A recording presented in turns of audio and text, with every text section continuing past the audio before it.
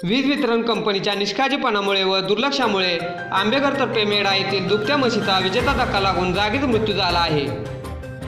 याबाबत अधिक माहिती अशी की काल दुपारी 1 वाजण्याच्या सुमारास आंबेघर येथील गावठाण रस्त्याजवळ साईबाबा मंदिरासमोरील रस्त्यालगत जगन्नाथ दगडू साळुंके यांच्या मालकीची म्हैस चरत असताना विजेच्या खांबाला दिलेल्या रानात विद्युत प्रवाह आल्याने विजेचा धक्का लागून या म्हशीचा मृत्यू झाला। ही घटना घडली तेथे रहदारीचा रस्ता असून शेजारीत पिठाची गिरणी असून दिवसभर नागरिकांची वर्दळ असते। जर रस्त्यावरून जाणाऱ्या नागरिकांना जर विजेचा धक्का बसला तर जीवितहानी होण्याची भीती ग्रामस्थांनी व्यक्त केली आहे। याबाबत ग्रामस्थांनी वीज वितरण कंपनी व संबंधित कर्मचारी यांना वारंवार सांगून देखील वेळेत लक्ष न दिल्याने ही दुर्घटना घडल्याचे ग्रामस्थांनी सांगितले।